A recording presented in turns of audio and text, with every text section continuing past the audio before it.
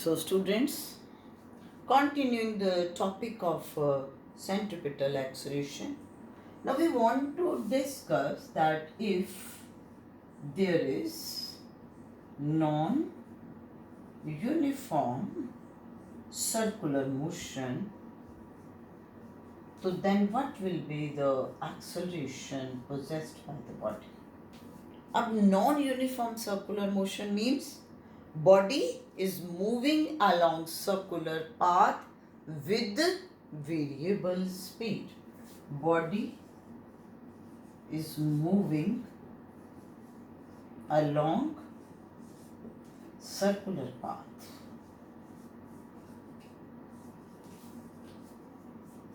with, अब फर्क क्या आ गया कि स्पीड भी चेंज हो रही है, तो यूनिफॉर्म की बजाय वेरिएबल स्पीड है। तो अब इस केस में मैग्नीट्यूड भी चेंज हो रहा है वेलोसिटी का और डायरेक्शन भी चेंज हो रही है। So that means now in this case there will be change in magnitude of velocity, there is change in magnitude of velocity, और उसकी वजह से बेटा जो एक्सेलरेशन प्रोड्यूस होगी that is known as tangential acceleration, और ये किस तरफ एक्ट करेगी? Along tangent to path at a point. At a point means कि जिस पॉइंट के ऊपर भी आप देख रहे हो। और दूसरा इसमें क्या चेंज हो रहा है? Direction of velocity, because body is moving along circular path. उसकी वजह से जो एक्सेलरेशन प्रोड्यूस हो रही है दैट इज सेंट्रिपिटल एक्सेलरेशन, और ये सेंट्रिपिटल एक्सेलरेशन किस तरफ एक्ट कर रही है? Along radius. So that means कि अगर हम ये इसमें इस तरीके से सर्कुलर पाथ ले रहे हैं, तो बेटा मान लीजिए कि ये पॉइंट आपने ले लिया, तो इस पॉइंट पे ये टेंजेंशियल एक्सेलरेशन आ गई और ये आपके पास आ गई centripetal acceleration. This is due to change in magnitude, this is due to change in direction. तो now you will complete this parallelogram. So this will be the direction of acceleration. तो इसमें ये acceleration की magnitude क्या बन जाएगी? AC square plus AT square under the root, because these two are perpendicular to each other. और अब आप देखो बेटा इसमें कि मान लीजिए इसमें अब AC क्या बनेगा? It will be V square by R, और AT क्या होगा? Now if body is possessing alpha as angular acceleration, then AT will be R into alpha, जो हमने कल डिस्कस किया था। तो this thing will become V square R by whole square plus R alpha का whole square under the root।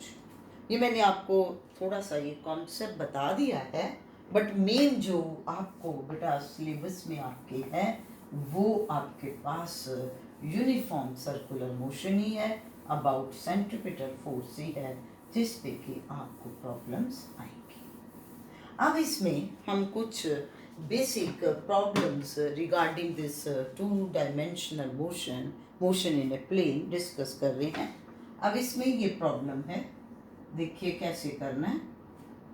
A particle is moving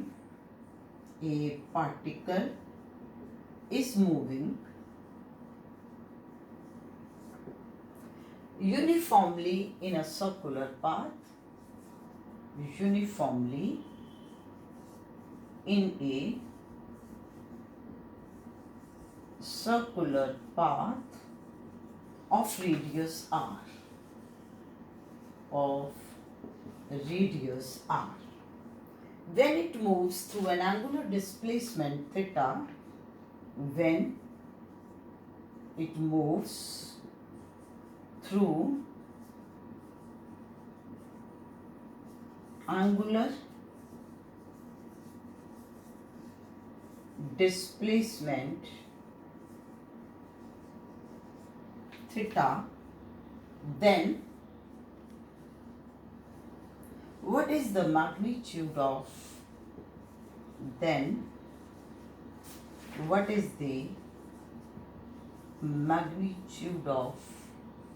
linear displacement? अब बेटा एक चीज हमेशा आपको क्लियर होनी चाहिए कि प्रॉब्लम में जो वेरिएबल्स हमें दिए हैं हमारा आंसर उसी में आएगा। सबसे पहले हमने प्रॉब्लम पे अपना कॉन्सेप्ट अप्लाई करना है, फिजिक्स अप्लाई करनी है। उसने कहा है कि बॉडी सर्कुलर पाथ पे मूव कर रही है, सो दैट मीन्स हम ये ले लें कि बॉडी का ये रेडियस r है, दैट मीन्स कि बॉडी किसी मूवमेंट पे यहाँ पर है। अब उसने बॉडी या यूं सर्कुलर पाथ पे जा रही है तो किसी मूवमेंट पे बॉडी बी पोजीशन पे पहुंच गई, तो इसमें एंगुलर डिस्प्लेसमेंट आ गई थीटा। तो अब क्वेश्चन क्या पूछा गया है? यही पूछा गया है कि आप इस सिचुएशन में ये बताइए कि what will B magnitude of linear displacement. अब इसमें लीनियर डिस्प्लेसमेंट क्या होनी है? यही ना जो आर के बी, और आर के बी किसके बराबर आ जाएगा? कॉड ए बी के बराबर आ जाएगा। तो ये हमने इसमें फाइंड आउट करना है। तो अब आप इसमें बताइए how will you take that in this case. तो बेटा इसमें इस प्रॉब्लम को हम किस तरीके से लेंगे कि अब हम इसमें पहले तो ए को बी से ज्वाइन कर देंगे। तो अब इसमें हम ले रहे हैं कि भाई जो लीनियर डिस्प्लेसमेंट बॉडी में हो रही है ए से B, that is this A two. अब ये हमें फाइंड आउट करना है। तो अब अगर आप इस ट्राइंगल को लो बेटा, you consider this triangle O A B, आप इसमें अपना ट्राइंगल ऑफ वेक्टर एडिशन लगाओ तो O A vector plus A B vector must be equal to O B vector. So इसका मतलब what will be this A B, that is O B minus O A. अब बेटा इसमें भी वही बात आ गई कि ओ ए और ओ बी की मैग्नीट्यूड तो एक आर के, ओ ए is equal to OB in magnitude and this is equal to R। But जब आप इनकी डायरेक्शन देख रहे हो दोनों की अलग अलग है कि नहीं, तो इसलिए मान लीजिए मैं इसको R1 पोजीशन वेक्टर कह देती हूँ, यानी कि I am taking OA is equal to R1 vector and I am taking OB is equal to R2 vector. I am taking their positions like this। और उसके बाद मैं क्या कह रही हूँ कि magnitude of R1 is equal to magnitude of R2 and that is equal to R। So पहला पॉइंट क्लियर हो गया कि भाई बॉडी की ये आपके पास R1 और ये R2 और मैग्नीट्यूड सेम हो गई। तो अब आपने क्या फाइंड आउट करना है? This A B which will be R2 vector minus R1 vector, और अगर आपने ये डिस्टेंस निकालना है that means you have to take modulus of this. तो पहली चीज ये तो हमारी फिजिक्स इस पे अप्लाई हो गई। अब है कि इस वैल्यू को कैसे फाइंड आउट करना है। अब इसके लिए आप अगर देखो तो you know that R2 minus R1 modulus का स्क्वायर क्या है? R2 minus R1 dot R2 minus R1. This is R2 square plus R1 square minus 2 times R2 R1 dot R2, क्योंकि क्रॉस प्रोडक्ट स्केलर जो आपका product है that is commutative. अब R2 की magnitude R है, R1 की भी R है, तो ये क्या बन गया? R इंटू R, और इनके बीच में एंगल कितना? थीटा, तो that is cos of theta. So इसका मतलब कि अब अगर आप R2 minus R1 find out करते हो तो it will be 2R square minus 2R square cos theta under the root. So please इसमें देखिए कि अब हम पहले पॉइंट में इस डिस्कशन पे पहुंच गए कि A B means we want to calculate this. यहाँ पर अब हमने लगाया कि A square is vector A dot vector A, तो वो पॉइंट लगाया और उसके बाद डिस्ट्रीब्यूटिव प्रॉपर्टी लगा के हमने ये पॉइंट कर लिया और उसके बाद हमने इसमें यूज़ कर लिया कि R1 और R2 की मैग्नीट्यूड R के बराबर है। अब ये बन गया 2R square into 1 minus cos of theta under the root. अब आपको याद होगा cos 2a is taken as 1 minus 2 sin square a। तो यहाँ पर बेटा अगर आप उसी बेसिस पे लिखते हो तो ये आपके पास बन जाता है 1 minus 2 sine square theta by 2 इस टोटल का अंतर। ठीक है ना कि अगर ये एंगल थीटा तो वो थीटा बाई 2 बन गया ऑन दिस बेसिस। अब ये आपके पास क्या बन गया 2R स्क्वायर इंटू ये 1 से 1 कैंसिल हो गया माइनस माइनस प्लस हो गया 2 sine square theta by 2 under the root. तो रिजल्ट क्या बन गया 2R sine theta by 2। So this is the linear displacement. Magnitude of linear displacement is 2R sine theta by 2। तो variables क्या दिए थे R एंड थीटा, उसी की फॉर्म में हमारे पास रिजल्ट आ गया। तो पहले हमने फिजिक्स अप्लाई करनी है, उसके बाद हमने उस पर मैथ्स अप्लाई करना है, तो certainly you will get the result. अब इसी तरीके से हम मोशन इन अ प्लेन में एक और प्रॉब्लम लेते हैं कि किस तरीके से हम उसे कर सकते हैं। Now this problem is a particle moves from point A 1 to point B 4 3। तो naturally this is in XY plane, क्योंकि इसमें जो 1 2 या 4 3 है ये कौन से कोऑर्डिनेट्स हैं XY coordinates in XY plane for 5 seconds. अब आपको क्या कहा जाता है find displacement of the particle. Find displacement of the particle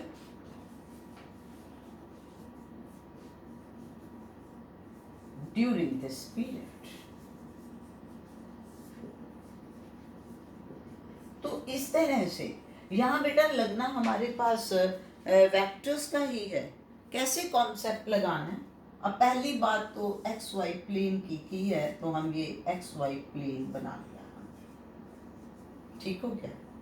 अब इसमें पॉइंट ए है जिसमें एक्स कोऑर्डिनेट है 1 और वाई कोऑर्डिनेट है 2। ऐसे कर ले 1 2 3 4 5 6 इतने तक की चाहिए ना दोनों तरफ ही। हाँ 1 2 3 4 5।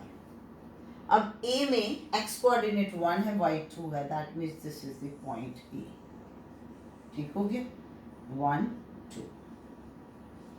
और B है 4 3, इधर 4 1 2 3 4 और इधर 3 1 2 3। तो that means this is the point B जिसमें कोऑर्डिनेट्स हैं 4 एंड 3। तो उसने ये कहा कि जो पार्टिकल है वो A पॉइंट से B पॉइंट तक मूव कर गया। A पॉइंट से B पॉइंट तक मूव कर गया कितने टाइम में 5 सेकेंड्स में। यानी कि this was the position when time t is 0 second and this is the position after 5 second. तो इसमें कितने डिस्प्लेसमेंट हुई A B ये हमें फाइंड आउट करनी है। So very simple. अब जब ए के कोऑर्डिनेट 1 2 दिए हैं तो इसकी पोजीशन क्या होगी? Now position of point A, this is given by position vector O A. बेटा ये ओ ए पोजीशन वेक्टर इसकी पोजीशन बताएगा और वो क्या होगी? 1 into I cap plus 2 into J cap. कि नेचुरली ये इस तरफ 1 है और इस तरफ की डायरेक्शन कौन बताता है? एक्स एक्सिस की आई कैप, और इस तरफ को 2 है, इसकी डायरेक्शन कौन बताता है? J cap. So that means O A position vector is 1 times I cap plus 2 times J cap. अब उसके बाद 5 सेकेंड्स के बाद जब body B position B point पे पहुंच गई, so now position of point B, तो वो कौन बताएगा? O B. तो ये होगी 4 times I cap plus 3 times J cap. Simple. अब आपने क्या अप्लाई करना है? Triangle law. Triangle law apply कर रहे हो तो क्या आएगा? O A vector plus A B vector is O B vector, और you can say that displacement A B is equal to O B minus O A. अब O B is 4 I cap plus 3 J cap, minus का sign, O A is I cap plus 2 J cap. अब बेटा जब आप इसको simplify करोगे तो आई के कंपोनेंट इकट्ठे कर लेंगे, जे के इकट्ठे कर लेंगे, तो ये आपके पास क्या बन जाएगा? 4 माइनस 1 इंटू आई कैप, इसका 4 है इसका 1 है, plus 3 minus 2 into g cap, so it will become 3i cap plus g cap. So that means displacement vector is given by 3i cap plus g cap. और अब अगर आपने इसकी magnitude find out करनी है तो ये क्या बन जाएगी? 3 का स्क्वायर प्लस 1 का square under the root 9 plus 1, तो इट इज अंडर रूट 10। तो ये आपके पास आंसर आ गया कि दिस इज द डिस्प्लेसमेंट। अब इसमें कोई यूनिट्स नहीं दिए थे तो यहाँ पर भी हम इसको अंडर रूट 10 यूनिट्स करके छोड़ देंगे। तो इस तरीके से आपने इसमें ले, आई थिंक कि आपको ये क्लियर हो गया। अब एक और प्रॉब्लम हम इसी तरीके से ले रहे हैं जिससे आपको अच्छी तरह से अंडरस्टैंडिंग हो जाए। Now this problem is a particle starts from origin. A particle starts from origin with a velocity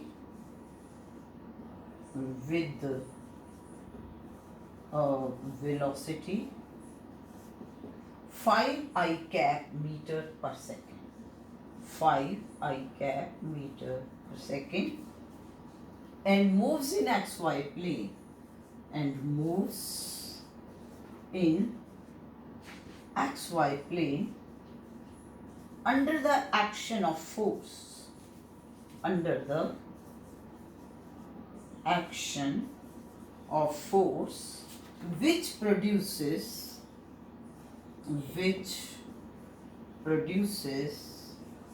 constant acceleration of, which produces constant acceleration of 3i cap plus 2j cap meter per second square। यहाँ पर units भी उसने साथ में दिए हैं। अब आपने क्या बताना है? what is the y coordinate of the particle? What is the y coordinate of particle when x coordinate is 84 meters? Second, what is the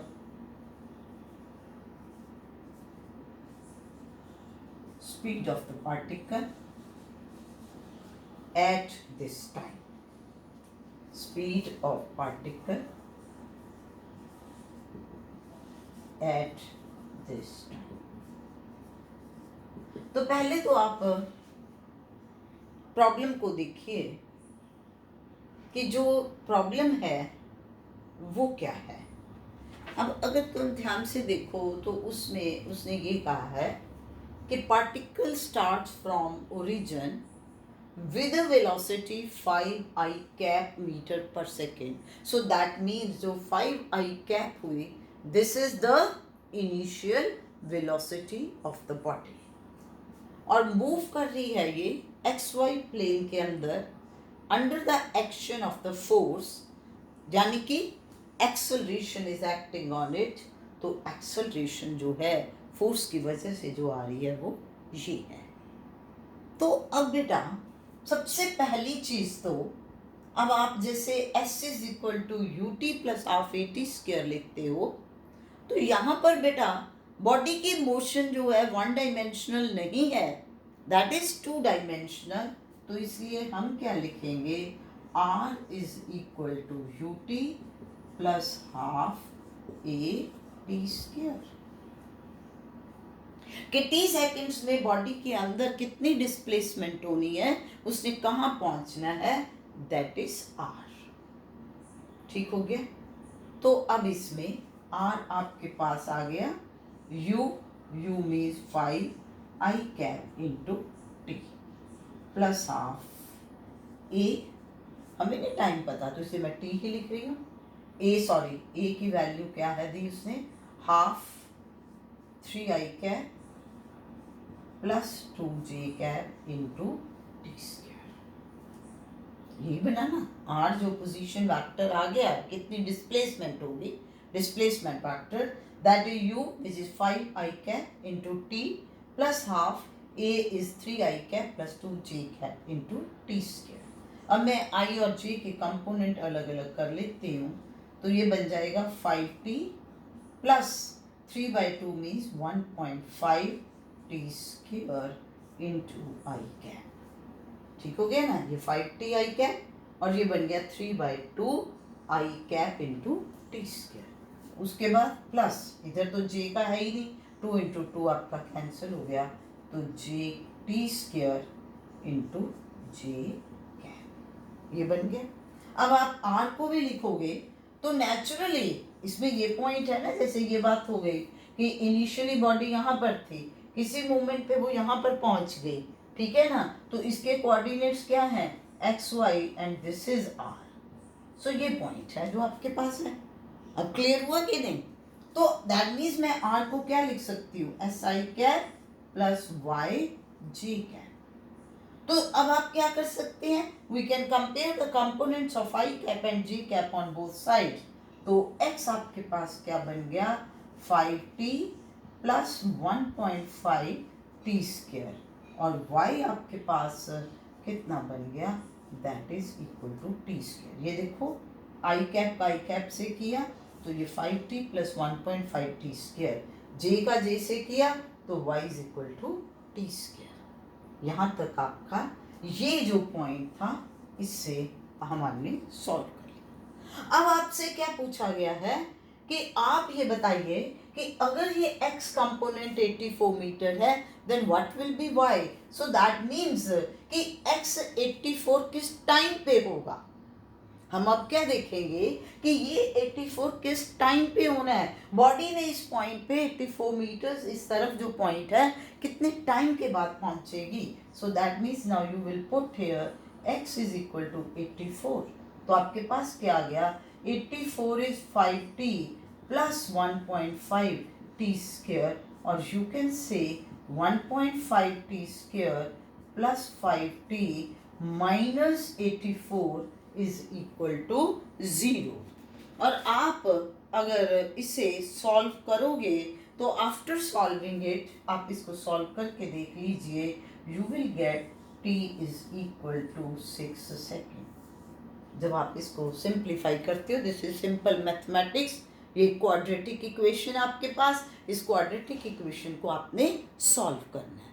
तो दैट मीन्स अब हमें ये क्लैरिटी हो गई कि when time t is 6 second then x is equal to 84 meter, तो y कितना बनेगा एट दैट वेरी मोमेंट, 6 का स्क्वायर दैट इज 36 मीटर्स। तो पहला पॉइंट हमारा हो गया कि जब x कोऑर्डिनेट 84 मीटर है then y coordinate is 36 meters. Second उसने पूछा कि what will be speed of particle at this time. तो अब बेटा स्पीड के लिए हम क्या लेंगे, you know that speed is what, speed is dr by dt, rate of change of displacement, displacement is r, so that means v is equal to dr by dt. Now it means it is d by dt of r, r क्या है 5t plus 1.5 t square into I cap plus t square into j cap. So that means ये आपके पास differentiation आ गई 5t plus 1.5 t square into I cap और d by dt of t square into j cap। अब बच्चे 5 बाहर आ गया। Now what is d by dt of t, that is 1 plus 1.5 बाहर आ गया, t स्क्वायर की क्या होगी डिफ्रेंसिएशन, 2 पावर आगे आ गई, 2 minus 1 that is 1, तो into I cap plus T square की कितनी होगी 2t into j cap.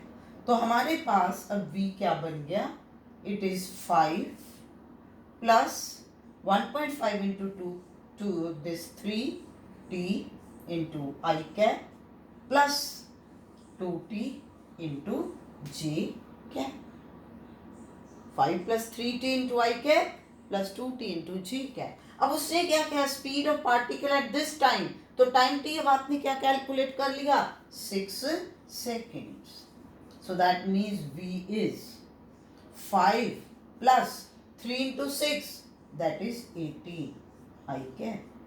Now 2 into t, 2 into 6 12 j cap, so v velocity is 23 I cap plus 12 j cap। तो दिस इज द वेलोसिटी। और जब उसने बात, अब आप आगे देखो ध्यान से कि उसने वेलोसिटी नहीं कहा, उसने क्या कहा है कि इस मूवमेंट पे स्पीड क्या होगी, that mean you have to give its magnitude. So please इस क्वेश्चन को एक बार फिर देखिए कि उसने ये कहा particle starts from origin, that mean यहाँ से शुरू हुआ, किस वेलोसिटी के साथ, u वेलोसिटी के साथ, ठीक है। अब 5 I कैप का मतलब कि उसकी पोजीशन इधर होगी जो भी है। अब उसके बाद उसमें एक्सेलरेशन आ गई, तो अब वो कहाँ पर पहुंचा, तो हमने सिंपल सी बात ली कि s is equal to u t plus half a t square, अगर हम प्लेन में अप्लाई कर रहे हैं then that will be this. तो उसमें हमने i और k के i और j में हमने उसको ले लिया, तो इधर अब r भी आपने एक्स आई कैप प्लस वाई जे कैप करके x और y कोऑर्डिनेट को कंपेयर कर लिया, वहाँ से आपके पास t की वैल्यू आ गई। अब आपने वेलोसिटी ली dr by dt, rate of change of displacement, तो हमने इसको डिफ्रेंशिएट किया विद रिस्पेक्ट टू टाइम, तो हमारे पास ये स्पीड आ गई 23 आई कैप प्लस 12 जे कैप। तो अब जब आपने स्पीड की बात करनी है दैट मीन्स अगर वेलोसिटी पूछता हम यहाँ छोड़ देते और लेकिन इसके बाद क्या लिखते मीटर पर सेकेंड। तो अब अगर स्पीड पूछी है तो अब हम यहाँ पर ले लेंगे 23 square plus 12 square under the root, और ये वैल्यू आपके पास कितनी बन जाएगी, ये वैल्यू आपके पास बन जाएगी 25.9 मीटर पर second. So this was the last video of kinematics। kinematics में बच्चे आपको सबसे पहले हमने किया 1 डायमेंशनल मोशन, और उसके बाद हमने ली वेक्टर्स एनालिसिस, और उसके बाद हमने ली projectile motion that is 2 dimensional motion, and then we discuss about circular motion. और ये मैंने आपको 2 डायमेंशनल मोशन में किस तरीके से डिस्प्लेसमेंट वेलोसिटी की प्रॉब्लम्स आ सकती हैं वो डिस्कस किया है. So that's all in this very whole unit of second, that is kinematics. और इसके सारे जो नोट्स हैं दोज आर ऑल्सो अपलोडेड और वो लिंक भी मैंने आपको यूट्यूब में दिया हुआ है. You can read all those notes for your clarity. And now from tomorrow we will start with the next unit, that is about dynamics, that is about force. Thank you.